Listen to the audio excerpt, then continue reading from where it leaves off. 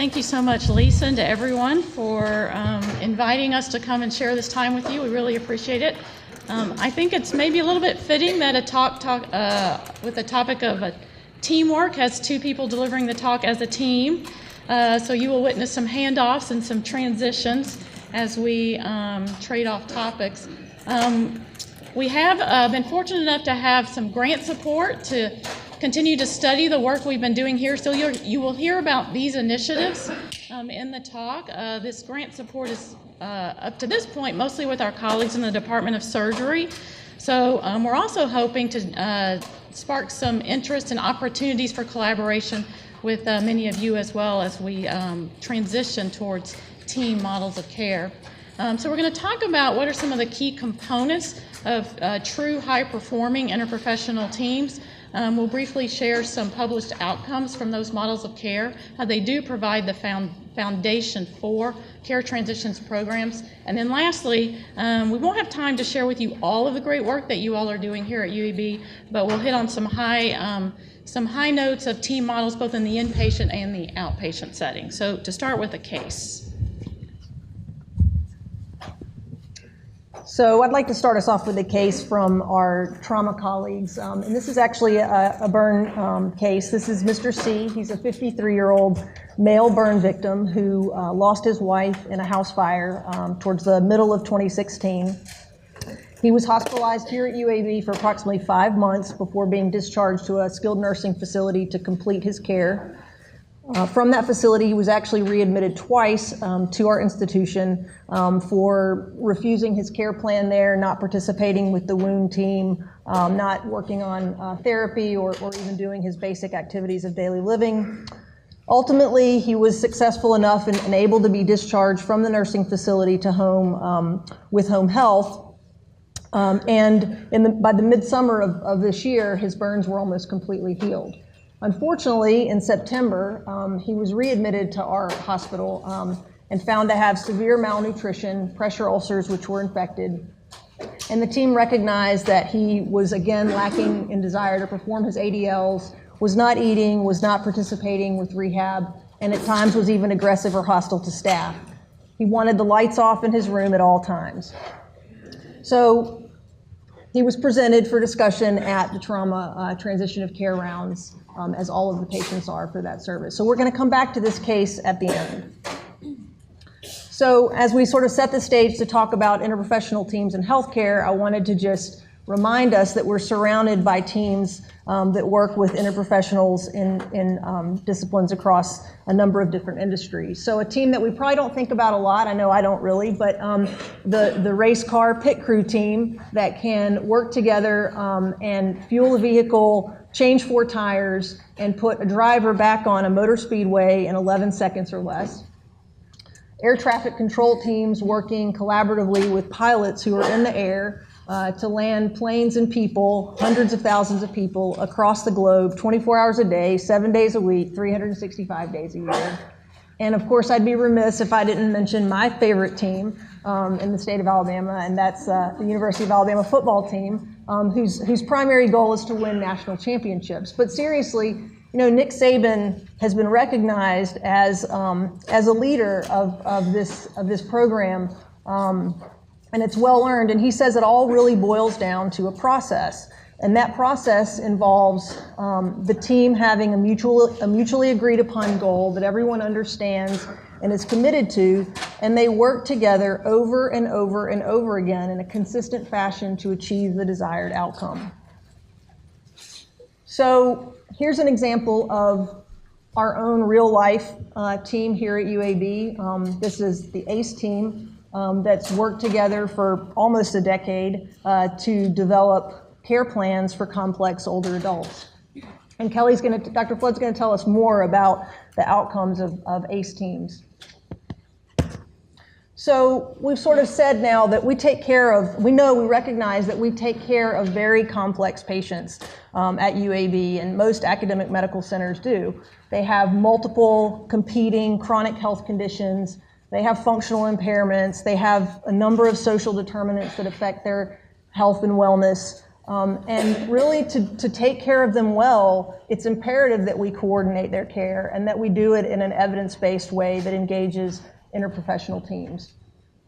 In fact, in 2001, the Institute of Medicine made the recommendation. They suggested that healthcare professionals working in interprofessional teams are better able to communicate and to address our patients' complex and very challenging needs. And that really, I think, is the backbone for us to be able to meet the demand of the Institute for Healthcare Improvement's triple aim, which is for us to be delivering better care to individuals, better health to populations, and to do it at a lower per capita cost, so that the healthcare we're delivering is safer, it's high quality, and it's valuable.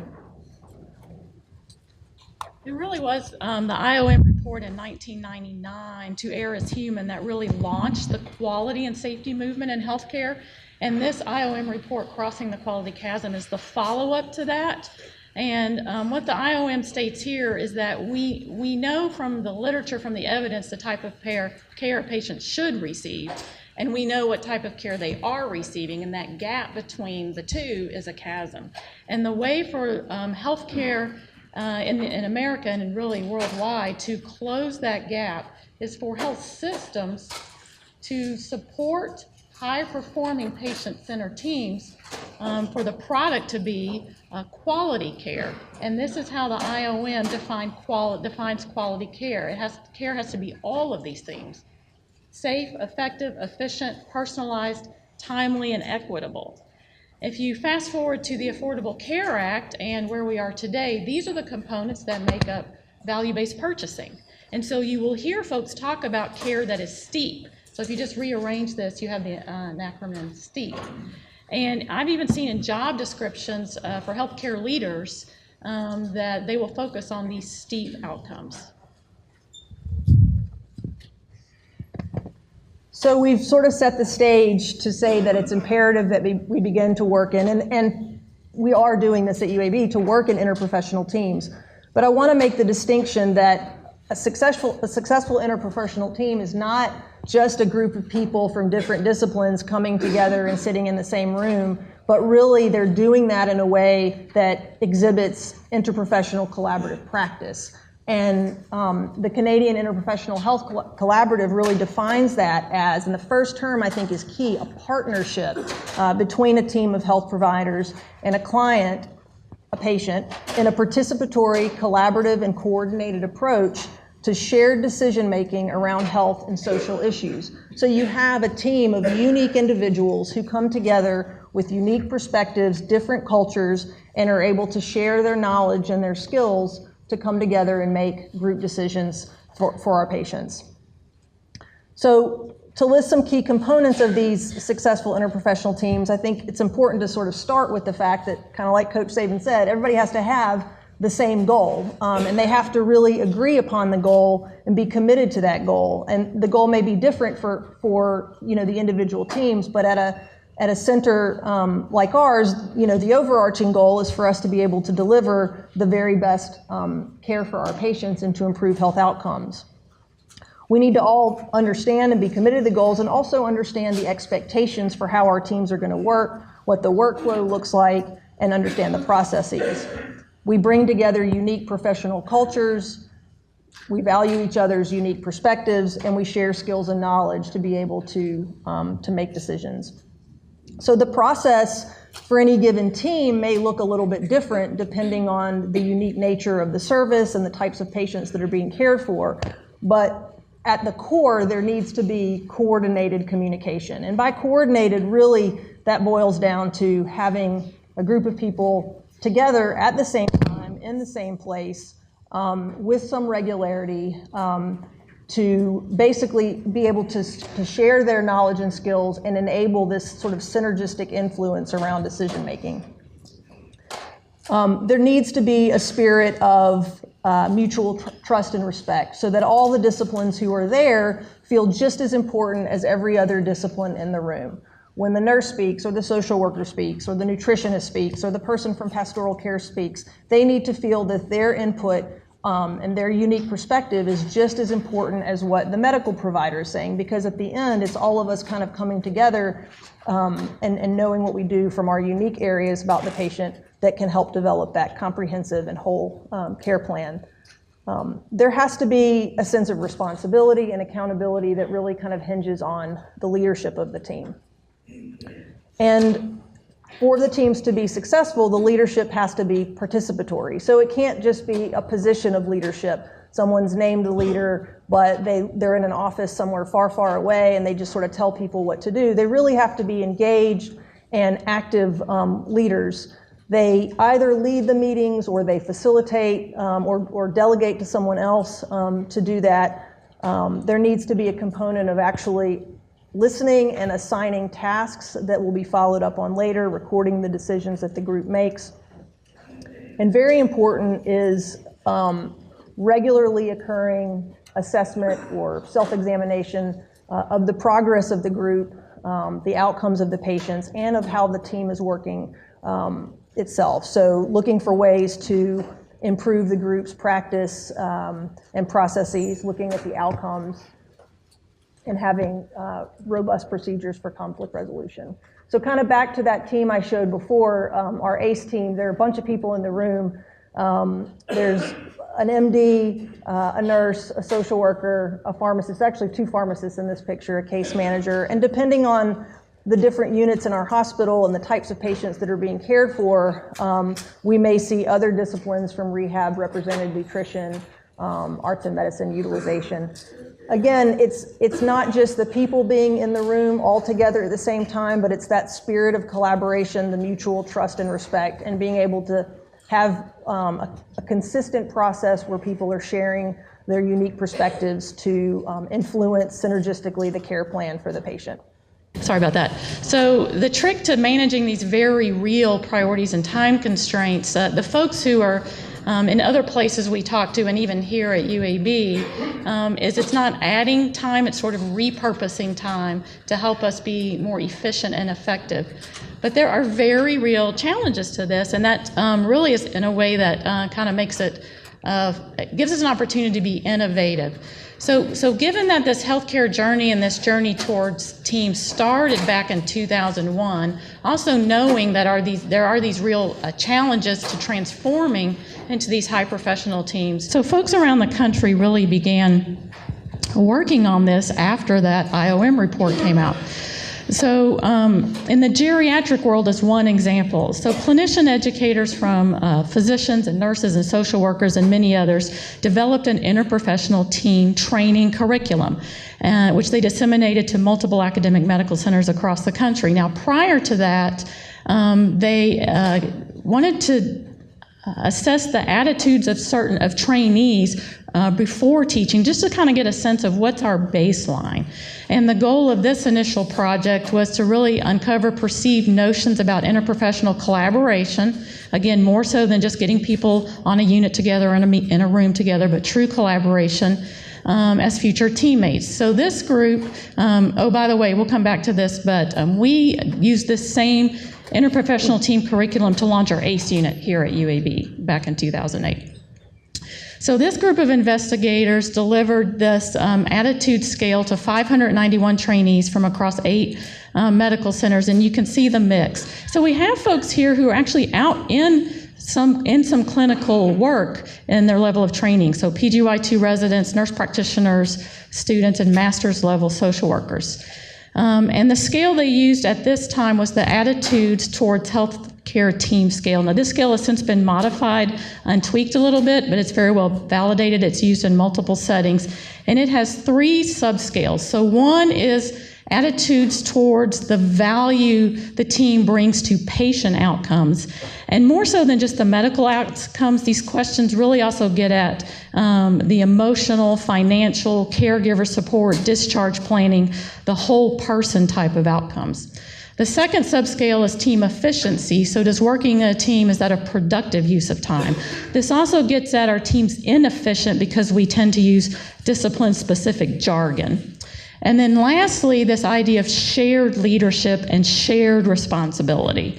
or shared accountability. So kind of a practical example is, we would maybe consult the wound ostomy nurse to come look at a wound, and I think probably almost all of the time we would delegate the leadership on the decision of what to put on the wound to the wound ostomy nurse. Does that make sense? So the wound ostomy nurse is kind of the shared leader and accountable for the wound care. Another example that comes up not infrequently, this is a recent example from last week, is when the team is looking at who should we have formal referrals to an inpatient rehab, like to our colleagues over in Spain rehab.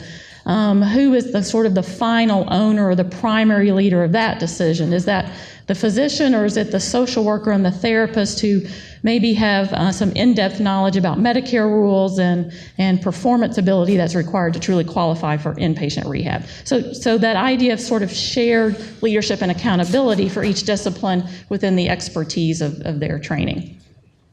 So they administered this attitude scale prior to any exposure to interprofessional team training, and they broke it up by discipline, so you can see the social work students, the nurse practitioner students, and the residents. And the higher percentage score for each scale is a favorable attitudes towards the benefits of working in a team. So really everyone overall had a favorable attitude towards teamwork. And in particular, everyone was pretty much on the same page around patient outcomes would be better, and this was an efficient and effective use of our time. What was interesting is sort of this questions around sort of shared leadership and accountability. And it could be a lot that I know when I was a physician trainee, when I was a resident, I just didn't really have any of the same curriculum around sort of teamwork that social work students and nursing students get. So I show this because it brings up some interesting questions. It's also interesting because we gave the same exact scale in 2008 when we launched our ACE unit. So this was not in trainees, this was in the existing workforce over at Highlands. But if you think about the timing, if this is a subsample of trainees from 2002, some of these folks might have been, in 2008, they might have still been in training. So this is existing workforce at Highlands. Now at the time, Highlands is also just becoming an acute care hospital. There's lots of change, lots of culture change happening over there. But these are the folks that we gave the scale to before and after rolling out some of this interprofessional curriculum. And what's interesting to me is actually the results are pretty much the same. What's also interesting is this mostly non-physician group actually agreed with our physician group over here, were less favorable to this idea of sort of shared leadership or shared accountability. And the question I have is, well, is that partly because did they fully feel empowered because Highlands was just becoming a new institution itself, and so people were still just getting to know each other as people, much less sort of forming teams. So we delivered the curriculum, and actually these scores significantly improved. So I just kind of show this because this is the type of field right now in healthcare that is just begging for publication. And since we have some baseline data here at UAB, this could very easily be now redone over at Highlands and be a pretty nice publication. So all of this work really kind of fits in the bucket of health services research, outcomes research is really great for clinician educators. So again, it sounds great. So why is it taking time to transition to this type of practice? Echoing what Dr. Flood said, lots of different priorities and time constraints. But I also agree that it gives us an opportunity to be very innovative and looking at ways that we can deliver sort of all three of our missions even better. So I want to turn us for a few slides to a perspectives piece that was written by Dr. Brian Wong and Eric Holmboe. Eric Holmboe is the Senior Vice President for ACGME and the leader of the Milestones Initiative, and this paper was titled Transforming Perspectives to Better Align Educational and Clinical Priorities. And they start by quoting from the Lancet Global Commission on Education of Health Professions Vision for the 21st Century, and they state that the improvement of health and healthcare outcomes should be the ultimate mission of all medical education programs. And they recognize that there's this urgent need to align educational and clinical outcomes to better prepare physicians for practice in the 21st century, because it's different than practice in the 20th century. We are taking care of people who are much more complex, who have chronic issues, and who do require kind of a different approach to their care. So educational leaders and regulators have sort of tried to address some of this by developing these newer physician competencies. I've highlighted in red some of the ones that go along nicely with what we're talking about, including care coordination, quality improvement, teamwork, and shared decision-making. One of the challenges that they recognized, groups like the ACGME, CanMeds, the Good Hospital Framework, is that because our cohort of physicians, myself included, didn't necessarily get trained in some of these newer competencies, it can be challenging to try to be proficient in them and to train our trainees in them. So I know, for example, I don't remember getting any specific training on stewardship and cost consciousness, yet I'm supposed to be able to kind of be an expert in how to do that, and not only how to do it, but how to teach it. So all of these things are new to our trainees, and they're also very new to our academic faculty. So I really like a couple of schematics that they share in this paper, and this one sort of represents what they're calling kind of the past and to some extent the present, but hopefully moving in a different direction, disaggregated approach. So you see that you kind of have educational outcomes and clinical outcomes as separate, where the educational outcomes are centered around the learner and to some extent the faculty and the training program in that intersection. Clinical outcomes are centered around the patient, and then you have kind of the informal curriculum that happens at the level of the clinical microsystem or the environment that we're training way out here, not really as a key part of that training experience.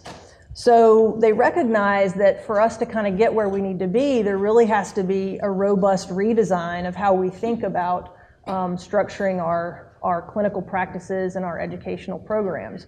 So they propose this perspective moving forward, which actually puts educational outcomes and clinical outcomes much more intersected and centered around ultimately the patient. So they show here that there's really a dynamic interplay between faculty, learner, training program, and clinical microsystem. And essentially, the success of the physician who leaves the program kind of hinges on all of those things working well together. And then ultimately, the patient's outcomes also depend on the success of the clinical training environment as well as the clinical microsystem. So there's much more of an interplay here, and it's a really good opportunity for people to be creative about how they structure clinical practices on units, to be able to really get people to kind of own what's happening within their own clinical work environment through quality improvement projects, studying educational outcomes, patient outcomes, and doing it sort of this way.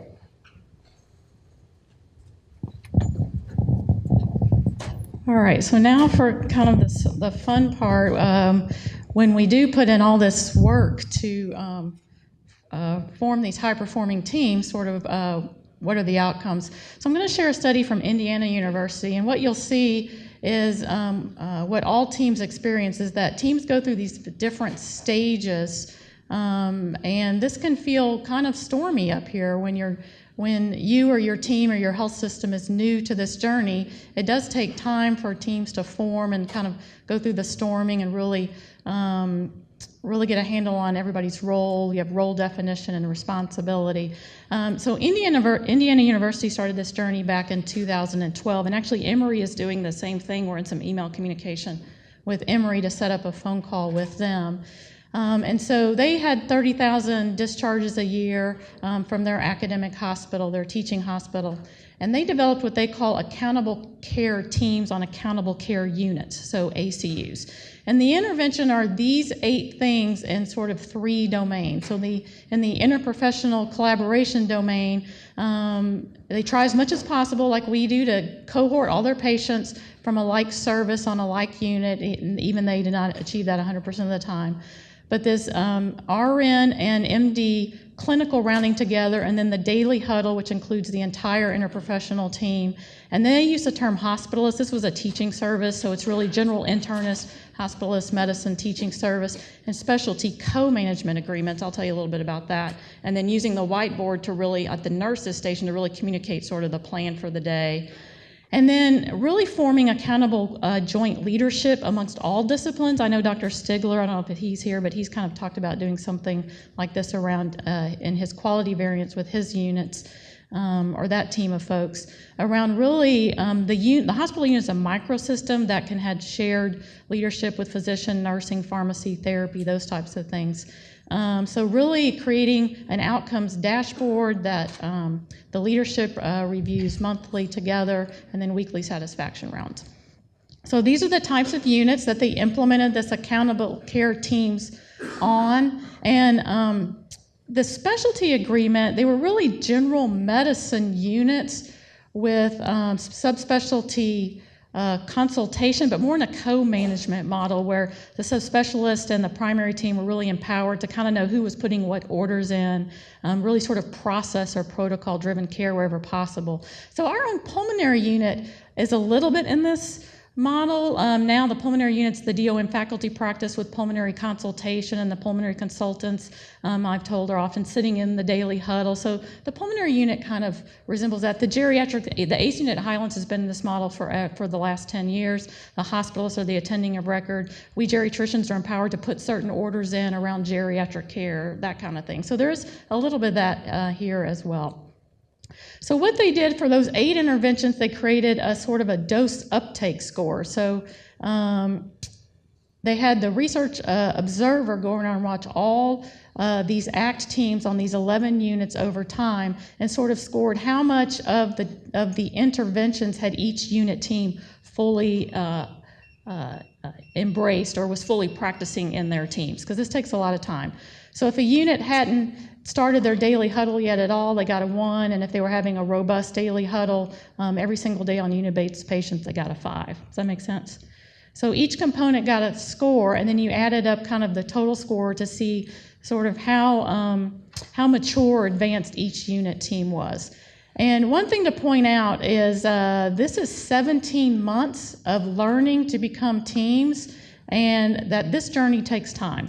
So this is not an intervention that you implement in a week and you're done. This is an ongoing coaching and culture change that takes months to short years. However, you can speed up this process with really strong leadership and structure. So you see the pace of the surgical units and the medical units, but here's the outcomes that were achieved. So reduced length of stay index, reduced variable direct cost. That's a cost related to actually delivery of patient care, so it gets a kind of appropriateness of care or timeliness of care. And they surveyed the attending physicians and the staff, and overall high response rate on the survey, and all pretty much agreed or strongly agreed that care was better, care was more efficient, and they would like to see even more patient-centeredness and more empowering and engagement of the bedside nurse.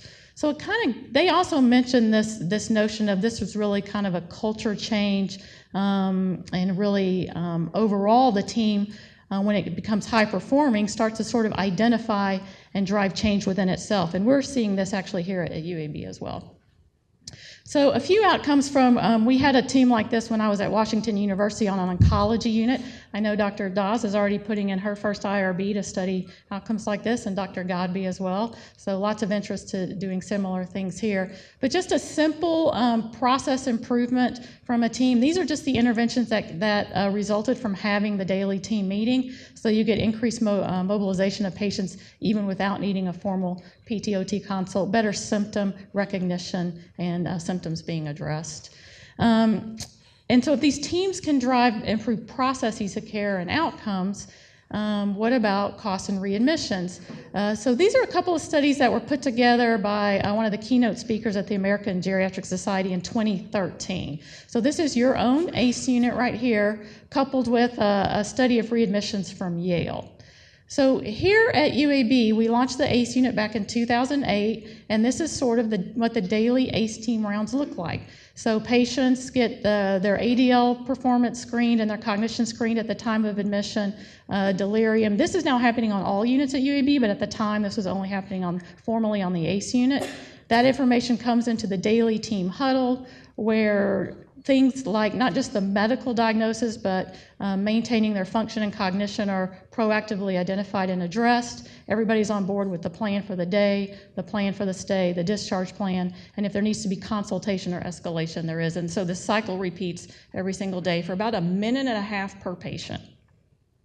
And these are the outcomes. We were able, because this was a hospitalist unit at the time, the same hospitalists rotated back and forth between the ACE unit and the P9 usual care unit over here at main campus, and the units were staffed exactly the same nursing-wise. The Highlands campus had a little bit better PT staffing at that time.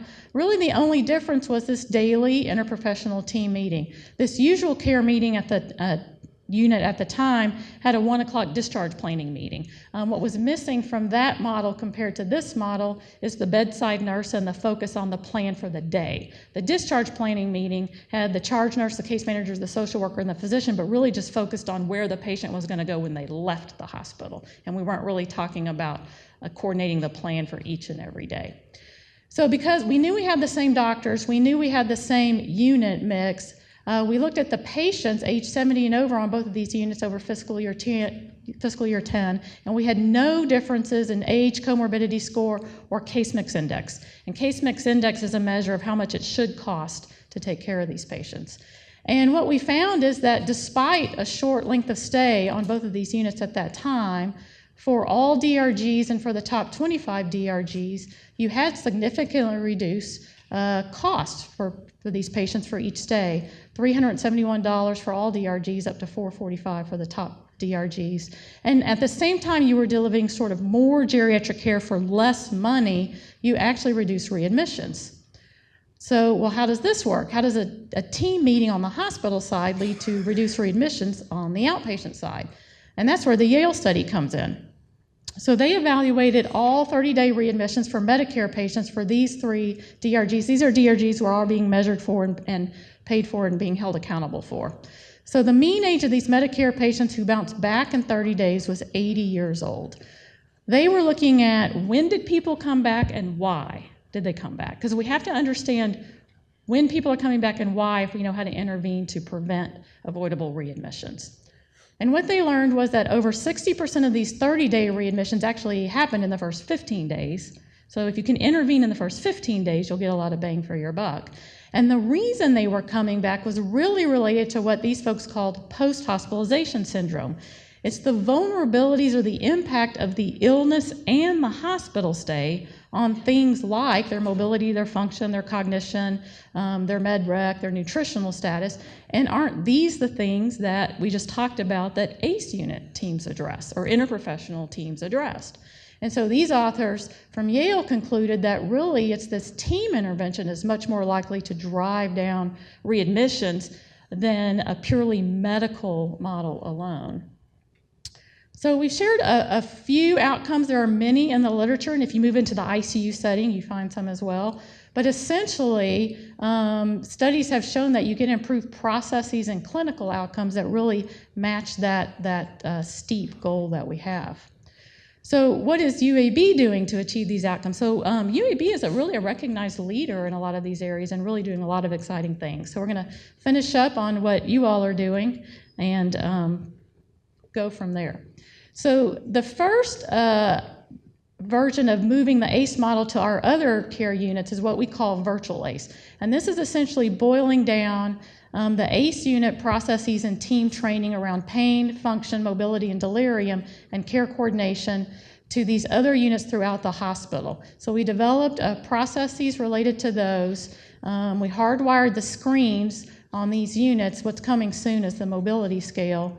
I've developed nurse-driven protocols, so now we have empowered members of the team who have shared leadership and accountability, taught team communication in the TOC rounds or using the ACE tracker tool we have, and rolled this out on predominantly surgery units. Thanks to Dr. Bursky, we have our first medicine unit. And essentially, when you have this empowered team members and this team approach, patient mobility improves. So when you ask patients in the last 24 hours, did you get in a chair, did you walk in a hall, and did you walk off the unit, that gets better. This is with no additional consultation or use of PT and OT. You also drive down delirium. So when you're proactively talking about risk factors for delirium and intervening, then for all patients, surgical and medical patients, you reduce delirium prevalence. You can see how this then can drive down cost and length of stay. And then lastly, kind of getting to your own pulmonary unit that's really kind of setting up as this accountability care unit model. We're kind of layering these interventions in. So this unit's not had the formal mobility delirium training, but they have had the interprofessional team round launch, and is still along that journey. So this is a new way you're going to start to see length of stay presented at UAB. So the green line is the case mix index adjusted length of stay for the last fiscal year. So take that as baseline. The blue bars so this would be fiscal year 16. The blue bars are fiscal year 17, the year we just finished up, and that's length of stay. So you can see from fiscal year 16 to 17, our length of stay is kind of bouncing around a little bit. This red line is the top 25 percentile performers in the Vizient mix of hospitals. Since launch of their daily interprofessional team rounds, the pulmonary service is driving down their case mix index adjusted length of stay by a significant amount. This would be equal to about probably a half a day or more in regular length of stay. And this is still very early in the journey. So congratulations to that team for off to a good start.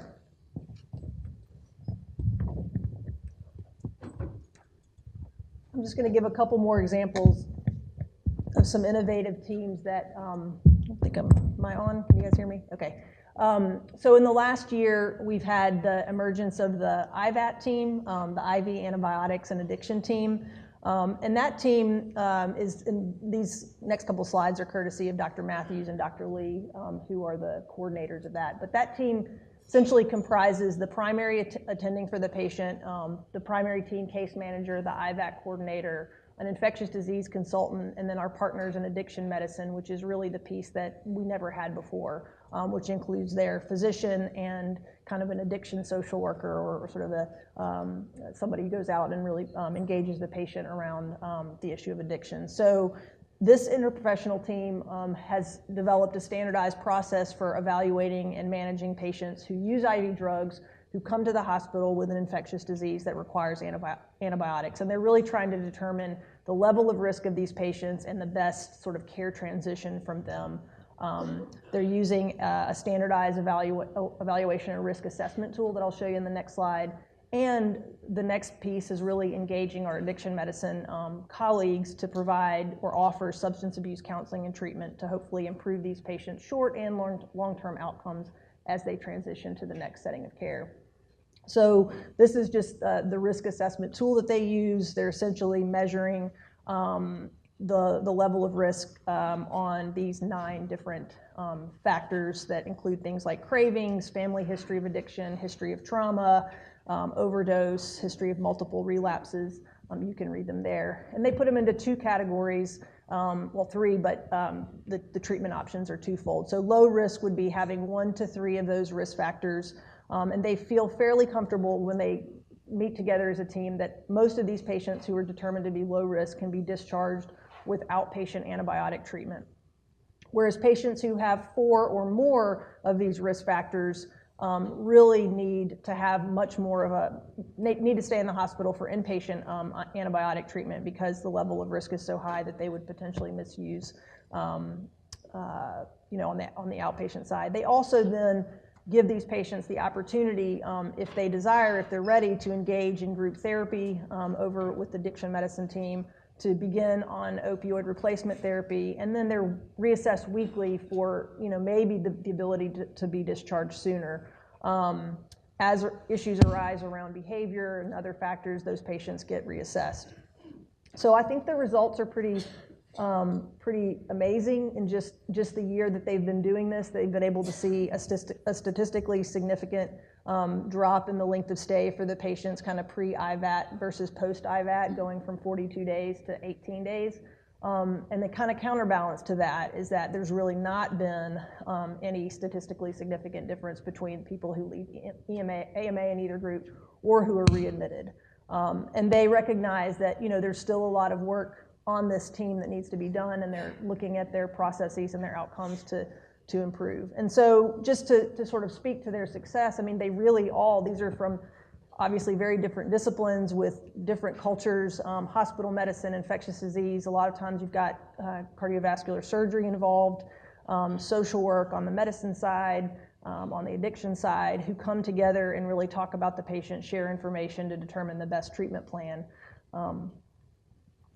And of course, I'm intimately involved with the UAB House Calls team, so I wanted to share kind of the journey for us, but we are an interprofessional team, and our charge is to provide home care for frail, homebound patients, not only older adults, but many people who are at risk for rehospitalization, either because of previous current admissions or we just know from their vulnerabilities. So we are, as a group, managing multiple chronic conditions, actively addressing social determinants of health, and working very closely with the patients and families to coordinate, a care plan that's really around the patient's goals. And I have here just, our core team and our extended team are a large group of people. The core team includes a medical director, 2 advanced practice providers, a CMA, and a social worker. And we have a number of people, and the extended team is kind of growing. But I really want to highlight that at the heart of our team is the patient and the caregiver, the support system. And it's the discussion with them in the home, and then when we meet together as a team weekly, that really helps to drive our care plan for them. So we do meet weekly as a group. We confer with our extended team members as we need to. And we've grown through our own sort of process improvement over the last 2 years from about 75 patients to 300 patients. And we're listening, constantly to our referring providers and sort of trying to figure out what we need to do and what we need to add to meet the needs of these complex patients. So just to show you some of our own data, this is actually from May of 2016. So at that time, we had 91 patients who were active in our House Calls program, and there were 60 patients in our analysis cohort. Those 60 patients were people who had been to the emergency department or who had been admitted to the hospital in the previous fiscal year, 15 to 16. And we looked at the pre-post period, 6 months before home visits began, and 3, 6, and more than 6 months after home visits began.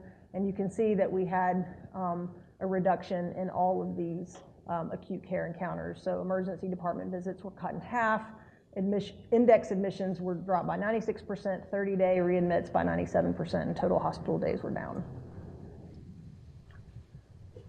So taking us all the way back to the beginning, is our trauma patient.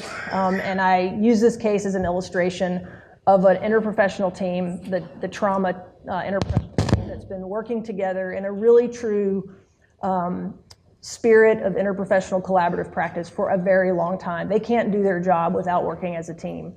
And so they recognize, specifically the social worker recognized that this 53-year-old male burn victim who lost his wife in the house, there was a cycle there that really needed to be broken.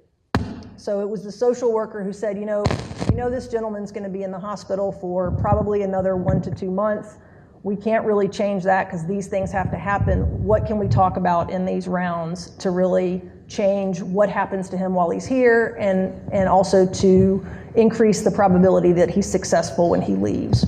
So they began to use their interprofessional team rounds to address the barriers and goals for him.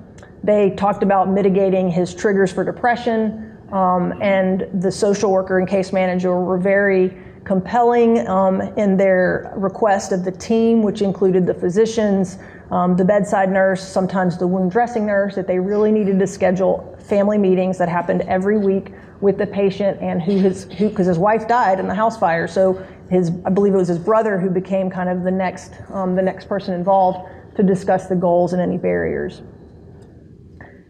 And so he's been here more than 60 days now, but the team, by using this format to be able to work with him, has really improved his emotional state while he's been here.